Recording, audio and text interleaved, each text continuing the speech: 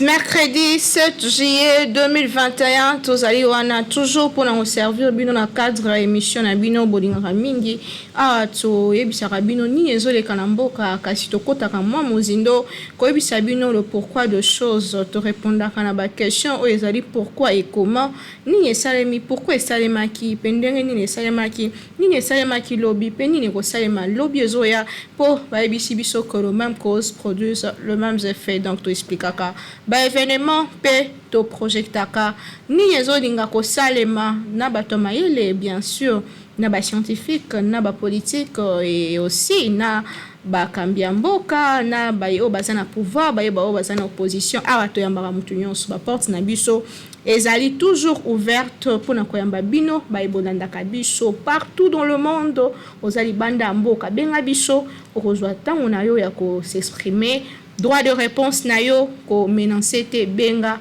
to pesa au place na yo oloba nini ozo kanisa kasi ko finga te po biso awa to finga kate na cadre kindoki politique lelo na yebisa bino toujours ke nazalanga moko te nazali elongo na moko ya babitue ya plateau na biso kindoki politique lelo toza na papa Kumu Robert azali moko ya bampaka lingomba UDPS na elongo tokosola mwa mingi na oyo etali bongo ba problème ya actualité ba dossier d'actualité oyo ezali ko battre record oyo ezali ko lobama butu pe mo nini ezolobama na ko ya veni en tout cas awande okozoba information ya solo koke na balabala te yaka landa kindoki politique okoyeba nini ezoleka na mboka pe okozoma yele mususu yako manyola malamu penza bikambo ya mboka na yo po yo pe faut participer ezali démocratie pouvoir ezoluta na peuple ezosalema po na peuple nyonso ezosalama po na peuple en tout cas na lobaki yango toza na papa Robert Kumu mwana mboka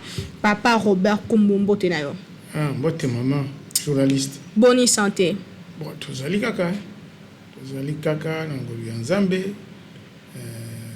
aza kosunga biso aza kobomba biso na bokono boye bozali koleka na mboka bwa kolora virus boni basango ya parti politique na yo UDPS tozali malamu malheureusement touti kobongisa moko wa bato mama Eugénie Tika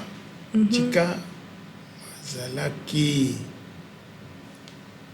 leki ya mwasi ya Etienne Tshisekedi na liboto ya bango mwana suka ya mama ya ba Etienne atiki biso touti kobomba ye ndoto na ye akela na kokoto kopema po amoni pasi mingi na bokono akende kopema na maboko Nzambe yango moni tozali lelo na noir pili vraiment tozakolela OK komoko na biso ba vétéran ba notable parti to regretter na aux raisons fidèles oyo soi-disant secrétaire général ya IDPS atangi yokanite mambi moko yokanite tango tobindanaki tolobi soko secrétaire général ya IDPS ayebi mama Tika Eugénie malamu atangi omeli na ye na ndenge wana horizon funèbre na ye na ndenge wana bongo bato oyo ya ayebi te c'est que bakozala intéressé na biso bato oyo tobundaki na parti tobundeli ekolo parti pezui bokonzi ekomi na bokonzi biso bakolo parti bato oyo bazaba na ba valeur bakomi ko tiola même liwa biso tina tsuka liwa soko mamatika batioli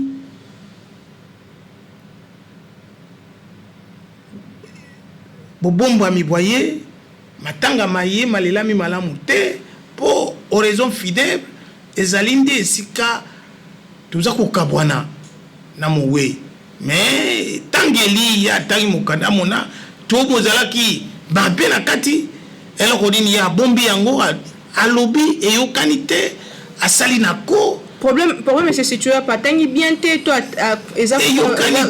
yokanité toyobina likoke eloko boke ezalaki kolobana te toyebi tita te et puis ye moto alobaka mongongo makasi akomi koloba lokola moto azedi na mai et c'est que ezali kotiola biso ba cofondateur peut-être ezali mawala mutema te nde ezokanga maloba mawate mobali alelaka te ata mama toyo tolandaki mama oyo atangaki programme modératrice wana atangaki toyokaki ye mais ye epesi biso tango biso ba vétéran ba notable tobendani epesi biso mawala moteba et puis biso bato oyo bayebi mama tika parcours politique na ye bapesi biso même gerbe de fleurs na biso to déposer yango te vraiment pesi biso pasi mingi na motema et pourtant mama tika azali collègue personnel yangai pour biso na ye ba copter biso ba cofondateur mokolo moko c'est que na kati na bato na monaki baza kotatola mambi maye moto ebi ye politique ba lokola ngai te pod to bundi na ye parcours moko to tamboli ba marche nga na ndenge moko to yebani malamu na comité national biso na ye na sepe biso na ye to yebi to yebani nga na ye malamu mais to sengi ba pesa biso ata to ti ambeki na ebembe ya mama esheni baboui na bato ya besoin civil bango pe maison civile soko ba ava biso to so la likambo il faut pas tout la limite bato alimete pe bato babe alors zo pesa biso ba wapi na motema ezali kaka nzambe akamba biso tina suka ezalaki moko ya ba parenthèse esali pasi na motema mais merci na ndenge osi exprimer kasi pona kokota na émission na biso moko na lelo tokolobela dossier o etali bongo loi organique portant organisation ya CENI lelo finalement loi déjà promulguée kasi baye opposition notamment la muka el Fayulu na Mozito bazo telemena loi na kolobake ils ont préparé tricherie en 2023. Yo étant que moto yebi moi mingi makambo tali ba élection makambo tali bureau ya CENI loi na par rapport ya loi o ezaki promulguée en 2015 différence nango to bolamu na ngo o ya lelo ezali nini penza ongai ba congolais makambo ya maponami ezali makambo ya motuya monene po ezali bato baza ko pesa bonsobi na bakonzio bakokaba mboka basakana kama ponami te parce qu'ils allaient délégation à pouvoir et ko pesa légitimité la population na bakonzio bakombaka mboka bon wana ezali maponami na essence réel ya maponami ezali ko pesa bonkumu bonsomi boyo tango za kotia lokasa na ngongolo ya baponami c'est-à-dire opesi souveraineté na yo na moto akamba yo masakana kama baponami te mais il y a contestation soko ngai na lobby mama Naomi likambo olobi lizali mabe ifuna la kisayo ndenge ni lizali mabe ta pesa ndimbola ya mabe pe na proposer solution na ngai naza koyoka bato alamuka na bato basusu biyamba bisusu bazali koloba mobe komona mozali mabe mais ba proposer le côté na yamba catholique na bato alamuka mais ba lobby eloko nini ezali mabe politisation à CENI justement le fait que 10 personnes bauta na politique et puis 5 personnes na société civile bon balinga ki nyonso CENI ça totalement dépolitisé c'est ça le problème maman dépolitisation ya CENI awa na mboka na biso ezali processus biso UDPS soko toboyaki kokende na maponami na 2006 puisque ordre oyo toyokanaki na conférence na accord global inclusif na 7 City esalemaki te. C'est ça le mal. Moto moko te akoki kobunda na mabe na ye moko. C'est pour cela biso UDPS to boya kokena na maponami na 2006. Bazwa ki biso mabe. Et nous sommes rattrapés na ba turpitude na biso. Biso UDPS ya solo bato bazoli koloba biloba biso tozali parti oyo ezali d'avant-garde soko to telemeli likambo ata lelo bopesi biso elonga te sima mwa mikolo bokopesaka biso elonga mpona seko toboyaki kokide maponami na 2006 toyokanaki nini ba institution citoyenne ezalaki mitano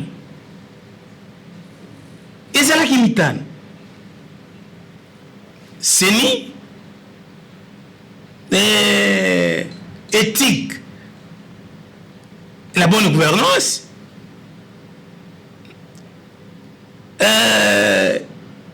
réconciliation mosusu oyo ya droit de l'homme toyokanaki na accord global ba institution ina iso ikambama na batu ya société civile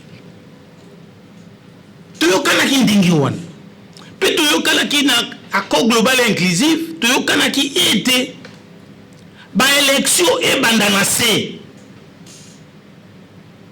ebanda na local urbaine municipale, urbaine, provinciale, législative, sénatoriale, assemblée nationale, na présidentielle. Tout kana hindingi wan. Tango tokomi na transition +4, ils avaient tout boulet. Mabe na bango.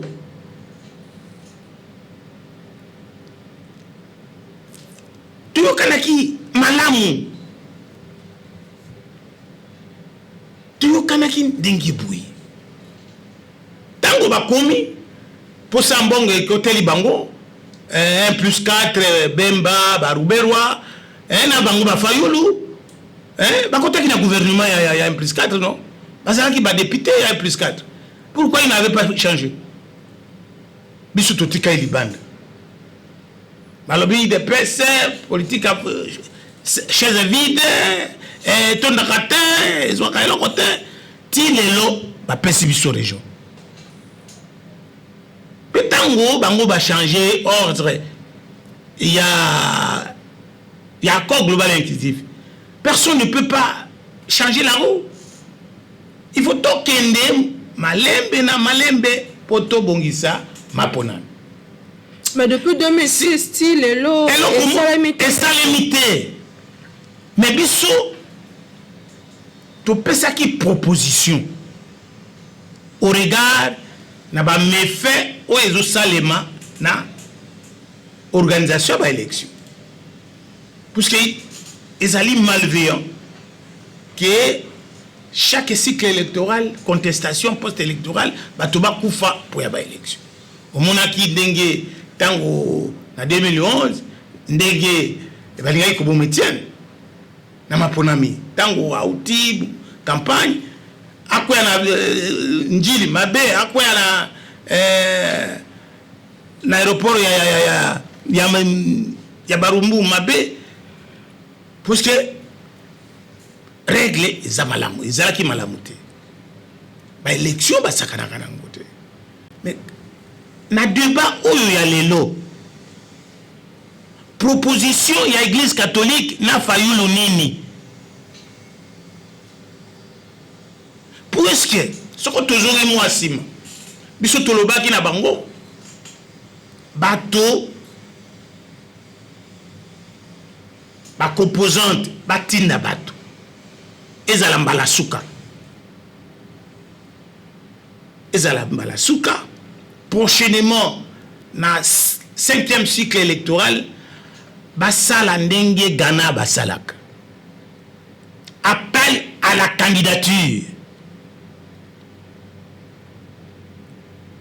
wana bato bakoya basali concours bazui concours international ba sélectionner bango bazui bakozala purement indépendante et bakozwa bango na compétence na bango wana ikozala indépendant il prête serment devant la cour constitutionnelle et puis bazala na un contrat de travail à délai indéterminé wana ikozala malam quant à loi bango bazolo ba tundula c'est la même loi. Le Tundula avait proposé pembeni na 13 articles à réviser. Mais na 13 wana soko tangi naza na version finale oyo na tangi na oyo ba probabilité mais alobaki plénière ezala 13, c'est-à-dire 4 de pouvoir, 4 d'opposition, 8, 5 de pouvoir, 5, 3 ya société civile. Mais bakei nango 15. Alors non de manière paritaire 5, 5, 5. Pouvoir est 5, opposition 5, société civile 5. Égalitaire. Donc, c'est que loi oyo promulguée et que au-delà, il y a réforme proposée par le Tundula. Deuxièmement, le Tundula lobby va composante, va présenter bateau na bureau. Mais c'est ce qu'ils ont fait. Ils ne proposent pas une innovation. Autre que Bango Basali. Ils proposent quoi? Ils proposent quoi? Moi j'aimerais plateau na yo ezali ya contradiction te peut-être mokolo mosusu okoki kosala de manière spéciale obengi bango tokutai na bango bayebisa biso clairement qu'est-ce qui reproche à la nouvelle loi et qu'est-ce qu'ils ont proposé par rapport à biso IDPS. Parce que biso te propose qui makambo il y a réforme tout à fait. Il y a peut-être na loi Lutundula tokutala ki na bango l'article 13 peut-être 14 ou 28 où ezali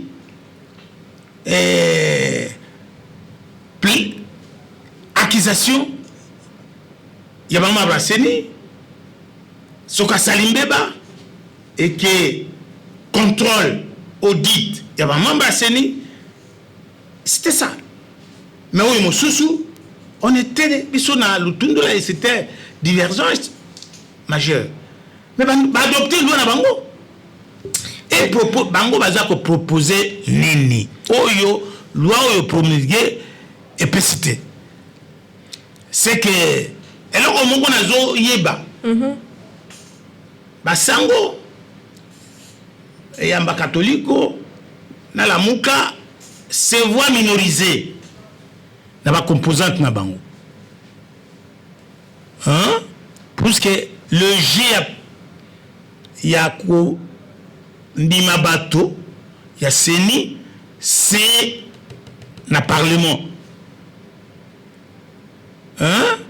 Quand na parlement, Fayou là peut-être dans 3 personnes.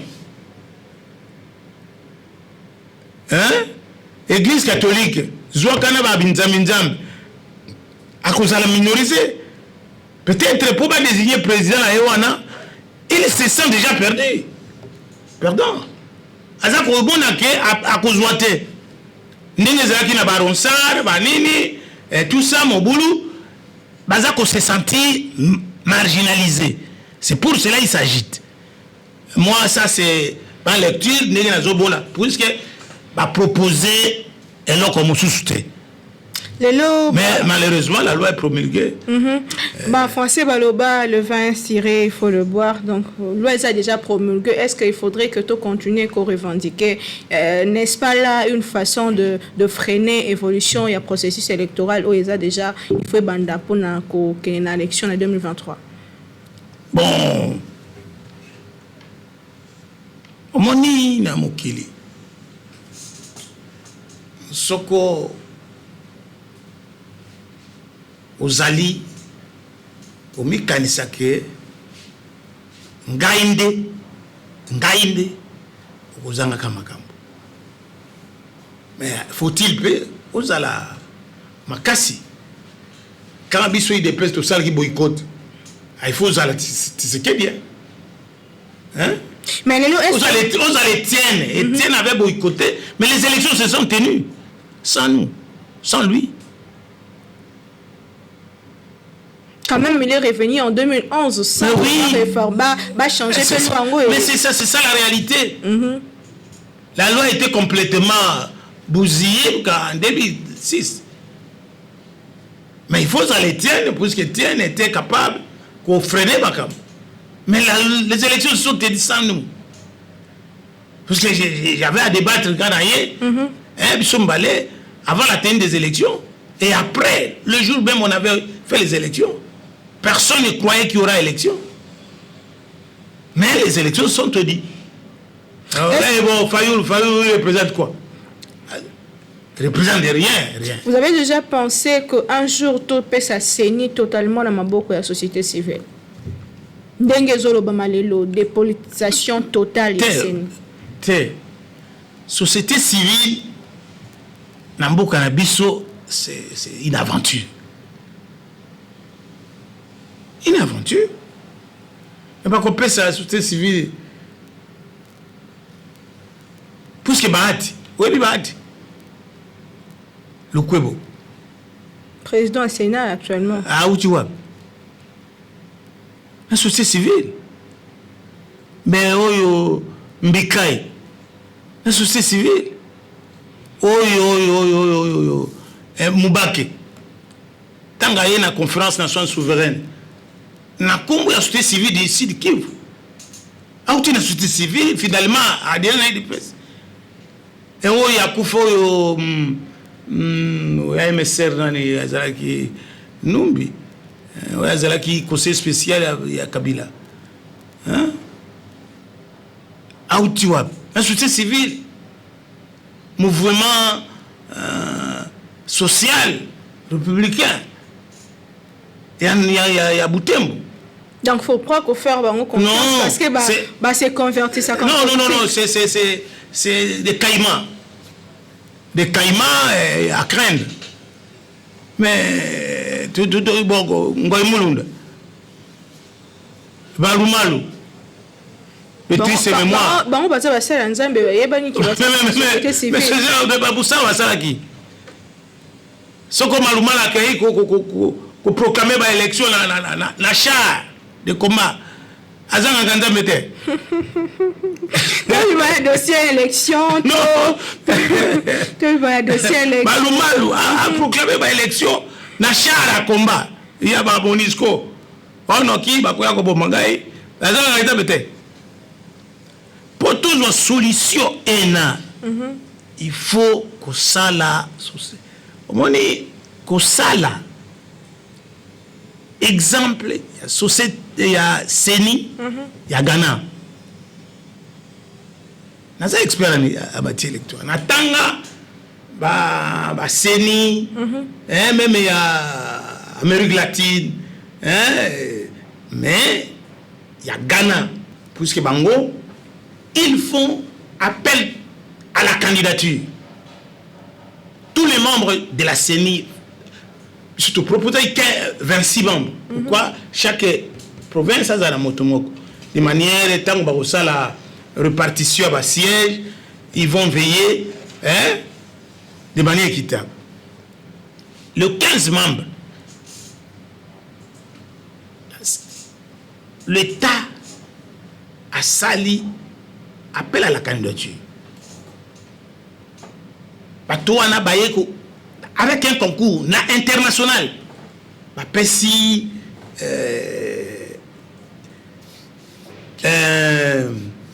une société internationale d'expérience, il y a un recrutement, il y a un recrutement, il y a un concours, peut signer un contrat de travail à un délai indéterminé dans l'État, avec un bon salaire. Il prête serment, il sait que je protège mon emploi. Je ne dépends pas de qui que ce soit.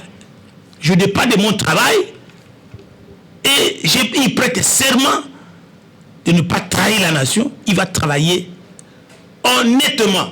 Honnêteté, bien sûr, en mesure. Mais à cause de ça, Nandenge et Longobani. Mais ce que les alliés composantes, désigner, il n'y aura rien. Dans le cas, il y a concours, il faut aussi qu'on ait de la provenance, il y a Batubazoya, parce que nous avons tapé un parti politique, il y a aussi un concours. Mais quand tu... Oui, Bakutala. Ce que tu oui, bon. Bakutala, l'identité, non, on t'a dit un parti politique, non. Il y avait un critère. Moto, dans la parti politique pendant 10 ans, ou bien Longo après 10 ans, à côté. Des scientifiques, des gens crédibles, honnêtes, rationnels, sali concours, prêter serment, et ils ont un contrat de travail à délai indéterminé avec un bon salaire. À ce moment, du moins, on avait dit au départ, on ne peut pas accepter des gens qui sont en compétition. Bas à la juge est parti. Mais on a depuis 2006. C'est toujours la même chose. Mais oui, c'est un processus. Élection, expérimentation aussi, 3e cycle, nous avons préparé 4e cycle. Avec des horaires, on corrige, on va petit à petit. C'est un processus jusqu'à ce que tout crédibiliser notre processus. Loi on est déjà loi organique portant la réforme et assigné est déjà promulguée après qu'on a adopté la chambre haute, la chambre basse, na cour constitutionnelle les qui jugé conforme à la constitution les a promulgué papa Robert Kouma avant tout le dossier mon sous rapidement critère nini.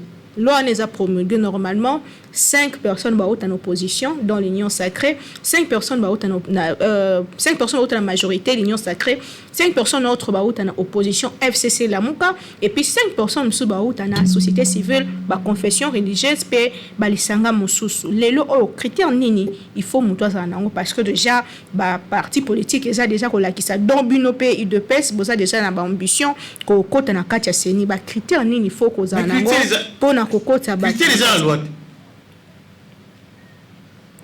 critères, ils ont défini la loi et aussi la constitution. Pour être membre de la CENI, voilà les critères, ta probité morale, intellectuelle, tout compétence, tout, machin, critères, ce sont les mêmes critères. On ne va pas inventer la roue. Seulement, moralité. Est-ce qu'on peut sonder le cœur de l'homme? On ne peut pas. Sinon, Malouma, on n'allait pas trahir. Ngoïmoulou, on ne pouvait pas trahir. Donc, Motouya, Zaka Motou. Donc, critères. Zaka Kou, Ezali, dans la loi, Ezali. Ezali, dans critères. Loi, va promulguer. C'est sûr, les critères. Donc, Motounion soit rempli de critères, on a quoi collé quand même. Mais si, Azala membre. Mais avant le choix, il faut pas tout. Parti politique à sélectionner. Mais oui, mais même quand on a un parti politique, ce qu'on a eu des presse, Kabou yana Kabou va sélectionner. Mais bah côté qu'à voir, puisqu'ils vendent les voix. Oh là là. Apparemment, il y a un problème dans ma cambia de PS. Hein? Non, puisqu'ils ne jouent pas frangé, ils sont là pour la jouissance, ils ne travaillent pas pour les partis. Vous travaillez en collaboration entre vous les anciens et Bakambia Lelo. Et ça, les lignes à Bango, puis tous on dit bah ils on avait fait, nous les faisions confiance, mais où aller voir les choses, non. Le samedi, les vétérans, les salles du parti prendront position dans ce qui se passe au parti. Hein, ce que le parti désigné. Mais on voit comment, même il dépresse, on met le poste. C'est compliqué, c'est compliqué. Oui, même à ma parti politique, quoi. Même pas à Sango. Hein? Mais vous verrez que ce sont des jouisseurs. Là, il faut donner raison à Fayoulou qui pense que c'est déjà un glissement dans notre chérie. On peut sa raison à Fayoulou puisqu'il n'a pas proposé quelque chose. Hein? Il sans reproposer. Il critique sans proposition. Ok. C'est pour cela que de manière spéciale, au Benga Batounaye, tout discuter la bango, qu'est-ce qu'il propose par rapport à Babé. On les invitations à lancer, surtout M. Prince Peng, chaque jour, tu bien un téléphone, il va passer en tout cas, au lieu qu'il y a invitation, M. Epé Samia, Tozana, pour ça, on a plateau, on pour débattre sur ma proposition, il faut proposer, mon nigga Bali, ata moi si azobotate, mais à Bali. Moi si abotakate, mais où y a Azawa. Parlons du recensement. Est-ce que c'est opportun d'aller au recensement maintenant, alors que tu as préparé l'élection en 2023, vu le coût au recensement et qu'au coûté biso? Est-ce que c'est important aussi? C'est le prix à payer. Moni, tu vas confondre les trois opérations. Le recensement, l'identification et l'enrôlement des électeurs. Chaque opération est allée na but dans yango. Puis na objectif dans yango. Pénaliste dans yango. Recensement est allé pour koyeba nombre ya bateau bazana mboka. Et à la étranger. Quand on recense, c'est bakoyeba produit intérieur brut.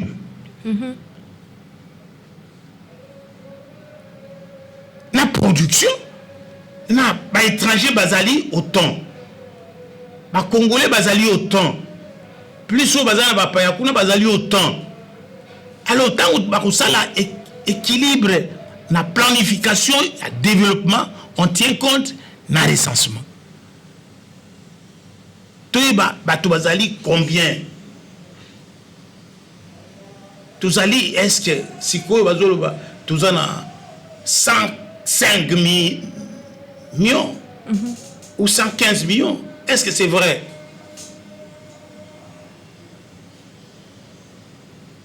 Est-ce qu'il y a solo? Recensement est conditionné élection. C'est le prix à payer puisque élection est allée enrôlement des électeurs. Tout ça affiché dans go. Il suffit que toiletter fichier et puis que c'est la projection na bateau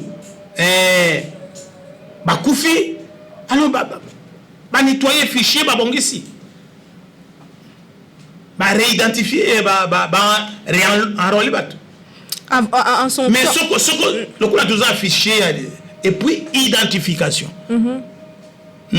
Identification. Est-ce que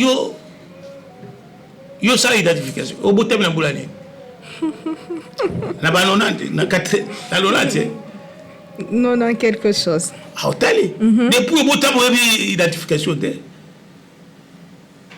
na Congo identification et si la capitaine et sous la 84 yo bout de na noté na 84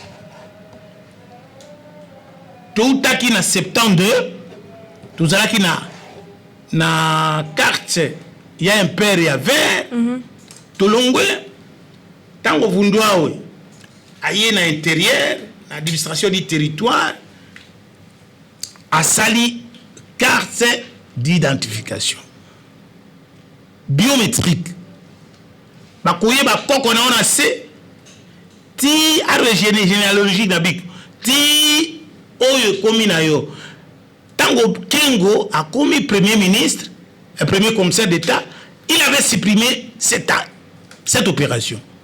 Et s'il a été sous là, il paraît qu'il y a bon, ses origines pour... De père et de mère. Non, Koye ba arbre généalogique là. Ok. Quand Koye a bouta comme on est nan. Hein? Et jusqu'à ce que Koye ba na yo moko. Papa na yo bakoye ba sika utaki. Hein? Mama na ye azalaki na bana boni. Hein? Tata na koko na bina azalaki na ba deko boni. Cet arbre généalogique ezalaki identifié.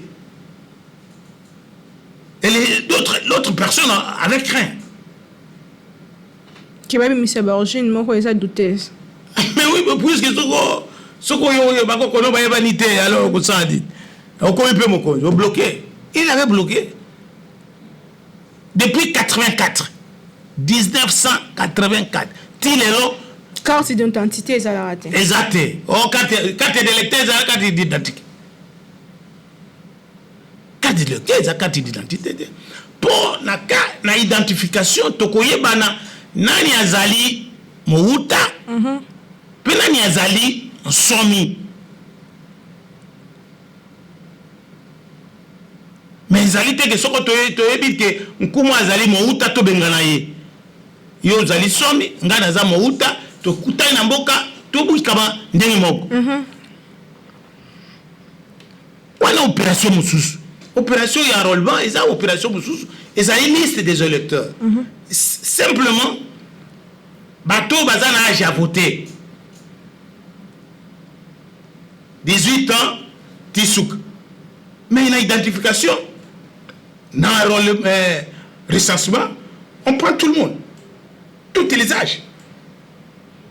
Le deux est coqué au salam en même temps. Volonté politique, un point trait. Mais maman, au moins opération soit un ami misat. À la fois que 450 millions. Mais bon, oyo baibi. Désolé, oyo carte biométrique, carte plus. Hein? Mbongo bango baibi. Eliki carte biote. 400 millions te. C'est qu'il y a manque de volonté politique. Donc, et c'est important que toutes les trois opérations concomitamment et salim. Parce que ça, tout ça, enrôlement, tout ça, c'est ni. Société, mi valide. Hein? On y peut gagner, c'est dit. Ok, comme presque na suka émission na bisha mukona lelo kindoki politique, toujours qu'il est presque na suka. Tosu qui c'est un dossier Sénat a livré Matata Ponyo. Président du Sénat a signé lettre koskoyeb sa procureur que a livré Matata Ponyo Simaya demande au ya procureur ya procureur ya cour constitutionnelle a senga qui va livrer ancien premier ministre Matata Ponyo une fois baboyaki pour un dossier ya Bukangalonzo kasi cette fois-ci bandimi o akiaki nouvelle wana lolinge kani est-ce que ça acharnement soit eza qui va pousser Sénat et salango ou bien que balandi norme normale pour que ba livrer les lots au mboka sénateur Matata Ponyo. Merci. Na règlement intérieur il y a Sénat Assemblée nationale, Soko, a député basé en vacances parlementaires. Hein? Le bureau siège en toute légalité et prend d'autres prérogatives dévolues à la plénière, dont notamment Féwana. Ils ont acharnement, ils ont un peu poussé. Et pourquoi lettre est signée dans le président du Sénat ou les a signé dans le bureau? Mais le président du Sénat, c'est le bureau. Qui engage le Sénat auprès des tiers? C'est le président. Il a la plénitude, le plein pouvoir d'engager. Même en attends, vous allez voir, même l'administration, le président du Sénat a atteint le secrétaire général aux yeux Moussala, au côté personnel, et on te paye. C'est lui le président. Il n'y a pas de. Il n'y a pas d'acharnement. Et là, pour l'équipe, il y a Sikanini. On dit, Mbokanabiso, Ezalaki, c'est que le président de la République, Alobaki, la politique est du silence. Politique à silence, c'est coupable. Et aussi, Martin Luther King, je crois, Alobaki Soko, et que le bateau, bayebi ko réclamer ba droit na bango te, ba koti kalaka ba umbu ya bakonzi na bango. Et biso IDPS, du moins, biso les vrais IDPsiens, les gens qui incarnent le valeur de la démocratie, ce que tout ça comme mono, population a ko exprimer le droit à la liberté na yango, baza ko dénoncer ba fait et puis ça biso nga soko na va na la télévision ba to baza ko loba ou bien nazo tambola na radio yo nini yo Top Congo ba to bazo poser ba question débat des auditeurs ba pesi bato poser à koloba ko dénoncer ba fait oyo bituma biso bundela on connaît si fait chenti c'est que bituma to bundela bon ezo pesa biso Essengo, le peuple commence à prendre en main son destin. Ça, c'est une valeur. Où il y a biso liberté. Et liberté, où il y a liberté d'expression exacte.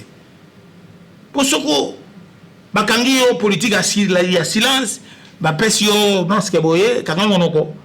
Hein? Ozo mono, mais on le battait, oza coupable non? Biso sikatomoni. Moussala Bisso Sali, pendant, on n'a pas travaillé pour rien.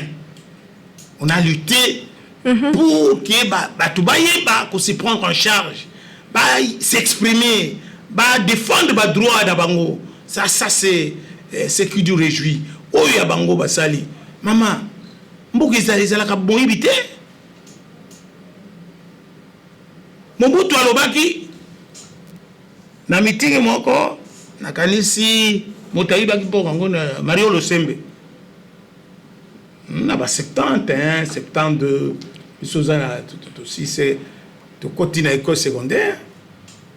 Mario Losembe a Bimbongo. Il y a éducation à Zaki. Mario Cardozo a Bimbongo. Il y a éducation nationale. Mbongo nyonso utaki. Il y a budget, il y a utaki to na banque mondiale, to na aibi mbongo nyonso wana Mobutu atuni Mobutu na micro moko na abiyiba moke koiba mingi baiba ata moibi yango yoibi baiba ka nyonso yeba ata moke ça c'est le maréchal tango Kabila ye alobi yiba nyonso kotikelo kote yiba nyonso. Mais il n'a jamais dit ça. Il n'a jamais dit ça. Puisque il faut que mbongo ya projet. Oyibi nyonso. Atanda motikite. Otiki kaka mwa ba karakaza bitu ka tout ça. Mbongo yiba nyonso kotikelo kote. Bon, Félix lokola yela ça dit. Alobi ko yiba te tika mbongo ya l'État na sanduku bikana salaire na yo mais na lifuta na yo apparemment bolandela peka batu moko bolandeli na dossier esimbi te bozu sous dossier musu bolandeli ka mutu moko wana est-ce que c'est la seule personne oyo aza na problème na niveau est-ce que yo yebi mutu aza dossier koleko wana o bazolandela te puisque sikoyo peuple congolais azotelemela parce que c'est de ce que vous voulez dire peuple congolais azotelemela eteni azotelemela président na likambo wana non azobomba bato na IDPS baza koyiba mbongo eteni par exemple président son côté makambo eteni omitie na kati fungola ye asamba akende kulunga na kati ya bajuge po bazotelemela likambo wana chef de l'État ngana zoloba soko eteni yo ya solo ozotika ye fungola l'État akende kusamba mais je ne crois pas que le chef de l'État peut intervenir, interférer dans le problème de la politique, la justice. Ce que nous appelons ici les procureurs Asenga et Nisikoyo Azana Manda Isute Abendaye Akena Gosambizaye.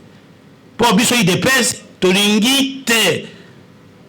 Au bon agitango ba ministre bazoko prêter serment. Nzebonini bayemba kita likolo. Tokozale kenga na mboka batatoyo bamamoyo tokozale kenga na mboka boyi bate tokozale kenga na mboka sikoyo biso ozale kenga na mboka c'est ce que nous appelons la démocratie participative dénonciation hôtel melandika bowana il faut eteni ake na justice émission pour IDPS za la kimia balo bateke président aza ko bombaka bato IDPS biso pays IDPS soko yo yibi to kolandela yo soko lokola bazawa na ata kazadi lokola ko ministre ya finance soko yibi ata 1 franc biso IDPS ni to kolandela liboso émission kindoki politique alele comme na suka tozalaki na papa Robert Nkumu moko ya bapaka lingomba yenyo pour la démocratie et le progrès social o andima ko na mituna na biso papa Robert Nkumu totonzi botonzi. Merci maman. Liloba suka nini ozala ngo pour émission lelo liloba suka nazako senga nkolo nzambe ye mukolo mutwazali mokonzi aliwa na bomoi ayamba Nkondo Eugénie Chika mama to bandine to kontina ye ba copte biso na ye lokola ba cofondateur mokolo moko to bundi penga na ye mwasi biso mibali ata ba marche na ye tozot bundaka na ye elongo nzambe ayamba ye soko asalaki mabe nzambe limbisa ye pe mama lokolo kei tika biso na kimia sambelela biso lingomba na biso IDPS oyo boneli pasi etambola liboso zambi ndenge za ko kambema ezali pasi monene nzambe atikala biso batu batikali asunga biso ino pe bae bakei butika biso te butika pe président de la république mwana bino azako bunda po asilisa bitumba po IDPS la valeur na biso ekenobuso.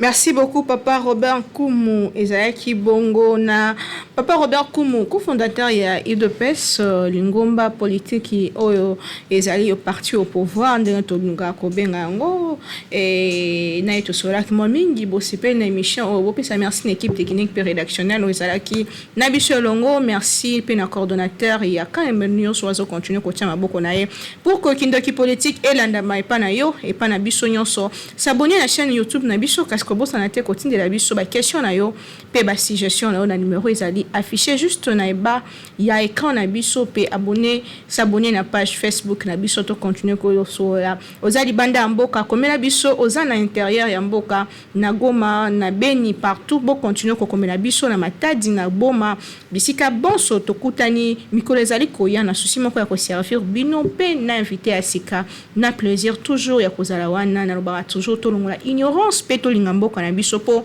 toza na mboka mosusu te eza mboka ya bakoko na biso République démocratique du Congo ngai mtokuta mikolo ezali koya kasi kimia na mbota na bino